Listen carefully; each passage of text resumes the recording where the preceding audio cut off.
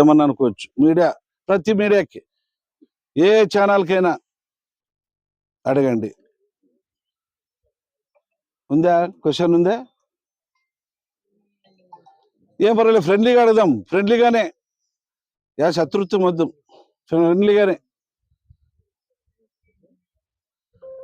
నేను పోయిన తర్వాత అది ఇది అని చెప్పి రాస్తే మాత్రము మరి మీరే అన్నారు పట్టాల మీద పండబెడతారా? మరి అది లేకున్నప్పుడు మీరు నిరూపించకపోతే పట్టాల మీద పండబెట్టే కూడా నేను సిద్ధంగా ఉన్నాను. ఎందుకంటే నాకేం లెక్కలే, అన్ని విధాలుగా చేసి వచ్చినోడిని. రాసుకోండి.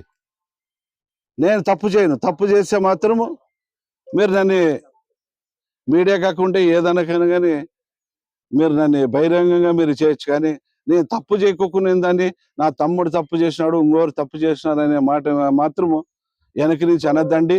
ఏదైనా తప్పు చేసినారని చెప్పి నేరుగా అడగండి. ఆ తప్పు ఏమన్నా చేసింటే నేను సరిదిద్దుకుంటా. తప్పు చేయకపోతే మాత్రం తాట తీస్తా. ఇది మరొకసారి హెచ్చరిస్తున్నా.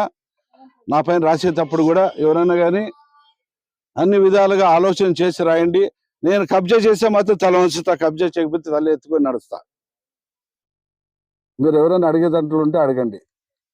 ఏమిది ధైర్యంగా చెప్తున్నాడు, కబ్జా చేసినాడా చేయలేదా, మరి ఎంతమందిని పట్టాల మీద పండబెట్టినారనేది న్యూస్లో వస్తుండదు. ఇదే కోరిక మేరకు నిన్ననే మా కార్యకర్తలతో, మా నాయకులతో, మా కుటుంబ సభ్యులు, తెలుగుదేశం కుటుంబ సభ్యులతో కూర్చున్నప్పుడు నా పరిపాలన బాగలేదు, ఒక ప్రతి ఒక్కరు అన్నదమ్ములతో ఎమ్మెల్యేలుగా ప్రవర్తిస్తారని చెప్పేసి ఏ మీడియా సోదరులు అంటున్నారు, మీ అభిప్రాయం అని అడిగితే ప్రతి ఒక్కరు అన్నాళ్ళు. మరి వాళ్ళ మాటల్లోనే అడుగుదాం. ఏమో బీజేపీ మన ఎన్డీఏ మన కూటమిలో మీరున్నారు.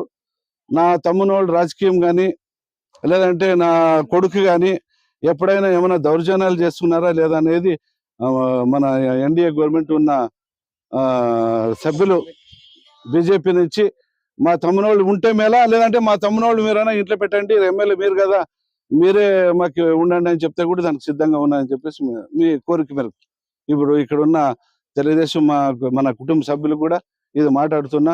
అన్న మీ పరిపాలన తమ్మునోళ్ళ రాజకీయం కదా, మీరే చేయండి అని చెప్పినా దానికి సిద్ధంగా ఉన్నాను.